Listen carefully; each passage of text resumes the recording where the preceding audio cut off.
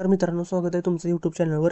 तर आज आपण काय करणार आहे, महाराष्ट्राचे जे वृत्तपत्र आहेत, महाराष्ट्रातील वृत्तपत्रे, त्या चॅप्टरचा आज आपण स्टडी करणार आहे. वन बाय वन आपण सर्व प्रश्न यामधील बघणार आहे महाराष्ट्रातील वृत्तपत्र या धड्याचा. त्याच्या आधी तुम्हाला सांगतो, जर तुम्हाला MPSCच्या रिलेटेड पुस्तकं घ्यायची असतील तर या चॅनलच्या या व्हिडिओच्या कमेंटमध्ये तुम्हाला मी लिंक दिलेली आहेत, बुक लिंक्स MPSC. तिथून तुम्ही पुस्तकं जी आहेत ती विकत घेऊ शकता. ॲमेझॉनवरती तुम्हाला कमी डिस्काउंटमध्ये तुम्हाला ही पुस्तकं भेटतील. आणि आपलं टेलिग्राम चॅनल जे आहे, टेलिग्राम चॅनल आहे, त्याच्यावरती आपण फ्री टेस्ट सिरीज आणि मटेरियल टाकत असतो. त्याची लिंक पण कमेंट आणि डिस्क्रिप्शनमध्ये दिलेली आहे. तर तुम्ही बघू शकता की आपण यामध्ये भरपूर टेस्ट सिरीज जे आहे, लोकसेवा पब्लिकेशनचे असतील किंवा वेगवेगळ्या पुस्तकं असतील जे भेटत नाहीत, ते आपण यामध्ये टाकलेले आहेत. त्याचबरोबर आपण क्विज कॉम्पिटिशन चालू करणार आहे यामध्ये.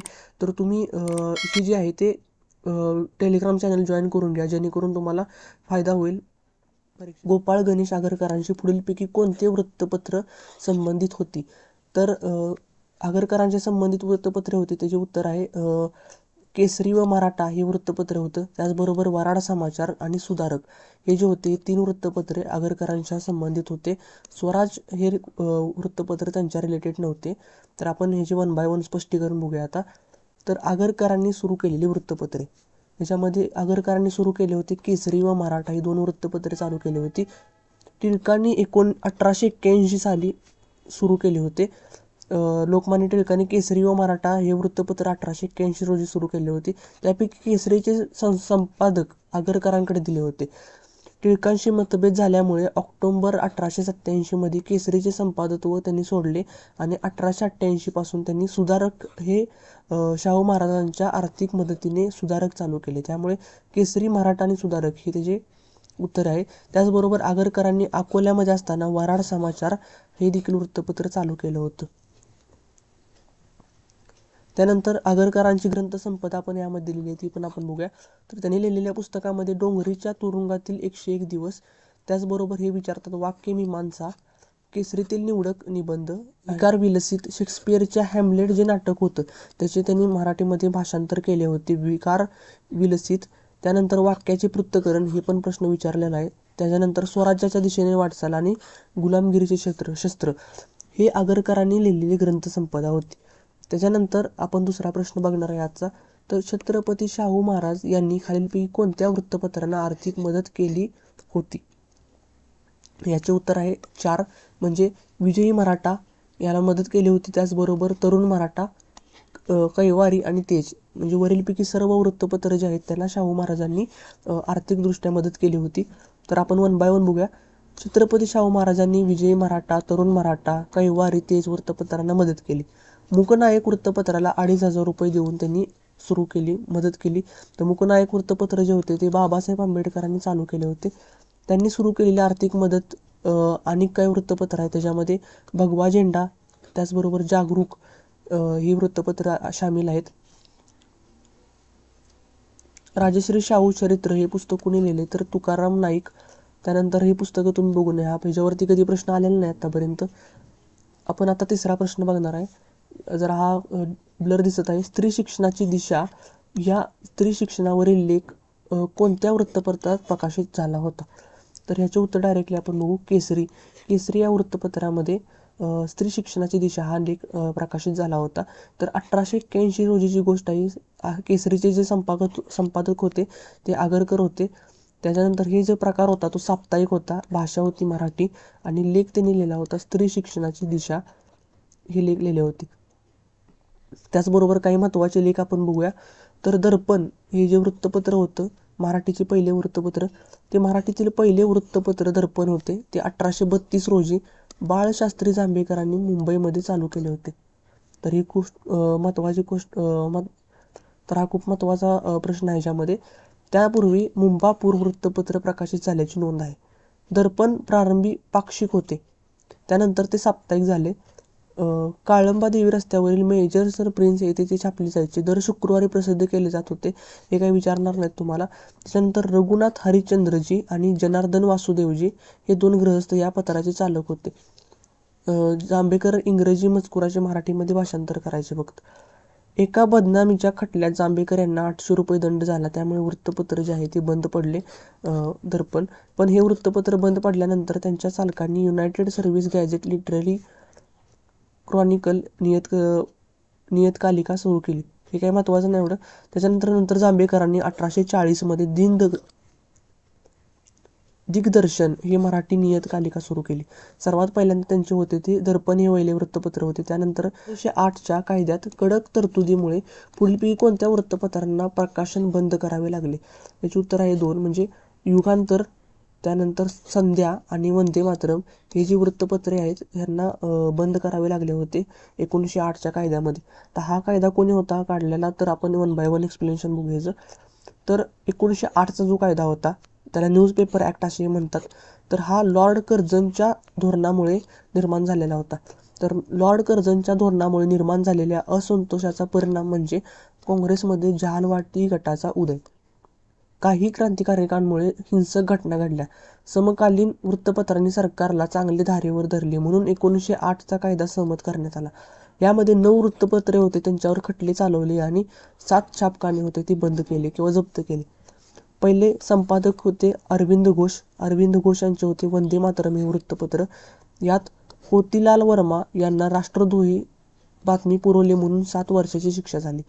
त्यानंतर हरिकिशोर या वृत्तपत्राच्या संपादिकाला 5 वर्षाची शिक्षा झाली. इंद्रकुमार घोष आणि भूपेंद्रनाथ दत्त हे प्रश्न विचारलेला आहे युगांतरवरती.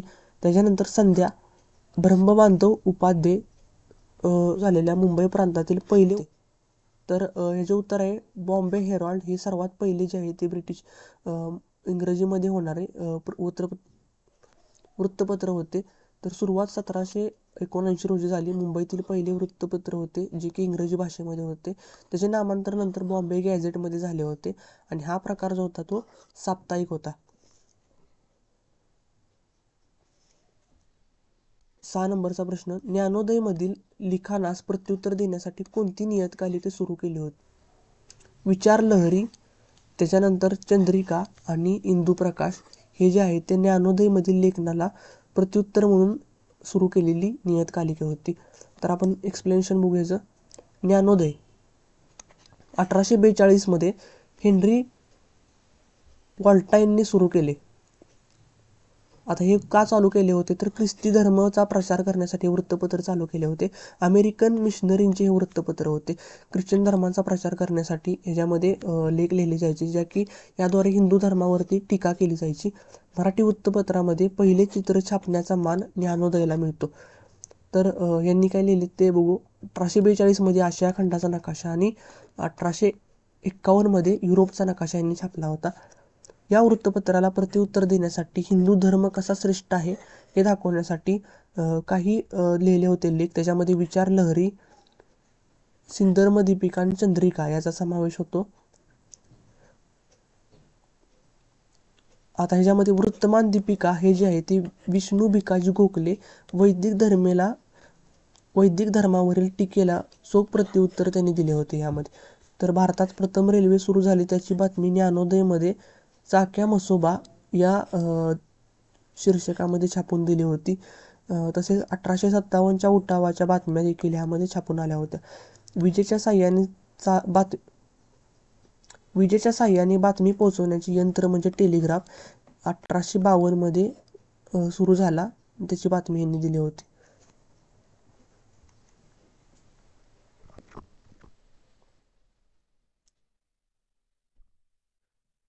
मध्ये डॉक्टर B.R. आंबेडकरांनी सुरू केलेले बहिष्कृत भारत हे काय होते? तर ह्याचे उत्तर आहे हे पाक्षिक होते.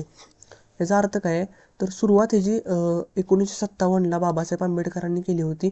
कशासाठी, तर महाडच्या सत्याग्रहानंतर जनजागृती करण्यासाठी ह्याची सुरुवात झाली होती. तर हे पाक्षिक होतं. याची मदत सयाजीराव गायकवाड जे होते त्यांनी मदत केली होती. मुखपत्र दलित चळवळीसाठी उभारण्यात आलं होतं.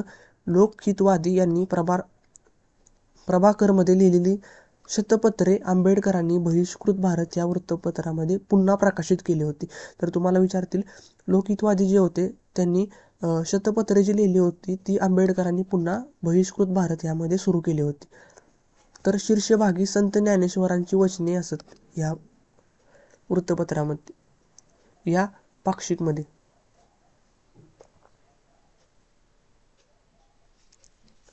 बाबासाहेब आंबेडकरांची जे वृत्तपत्रे होते त्याच्यामध्ये आपण बघूया आता.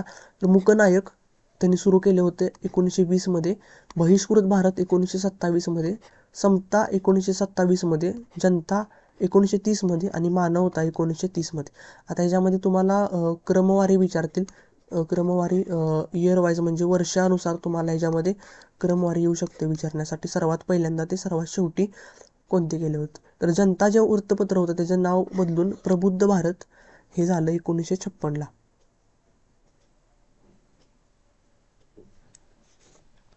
तर केसरी व मराठा ही वृत्तपत्रे कोणी सुरू केली होती, हा PSI 2012ला प्रश्न पडला होता. सुरुवातीला आपण जे बघितलं, केसरी जे होतं ते 1881मध्ये गोपाळ गणेश आगरकरांनी मराठी भाषेतून सुरू केलं होतं. त्याचे संस्थापक जे होते ते टिळक आणि आगरकर दोघेही होते. केसरीचे संपादक होते मात्र ते आगरकर होते. आणि 1887 ते 1920 केसरीचे संपादक लोकमान्य टिळक झाले. पण त्यांच्या मृत्यूनंतर केसरी व मराठ्याचे संपादक जे होते ते न. केळकर यांना बनवण्यात आले. मराठा वृत्तपत्र हे एक साप्ताहिक होतं. 1881 रोजी लोकमान्य टिळकांनी इंग्रजी भाषेतून सुरू केलं होतं. लक्षात ठेवा, केसरी जे होते ते मराठी भाषेतून होते, पण मराठा हे इंग्रजी भाषेतून होते. 1888 रोजी आगरकरांनी केसरीचा राजीनामा देऊन हे मराठा जे वृत्तपत्र आहे ते सुरू केलं होतं. यातून व्यक्ती स्वातंत्र्य आणि बुद्धिप्रामाण्यवाद ज्याच्यावरती आगरकरांचा भर होता ते यातून लेख लिहिले जायचे. तर ह्यांचे सहकार्य जे आहे ते गोपाळकृष्ण गोखले यांनी केलं होतं. ते डॉक्टर बाबासाहेब आंबेडकरांचे वृत्तपत्र नव्हते. तर आपण मगाशी बघितलं सर्व त्यांची वृत्तपत्रे. तर हरिजन हे उत्तर येत आहे, कारण का हरिजन हे वृत्तपत्र जे होतं ते महात्मा गांधी यांनी सुरू केलं होतं. तर बाकीचे सर्व जे आहेत ते आंबेडकरांचे आहेत. सत्यशोधक समाजाचे मुखपत्र कोणते होते.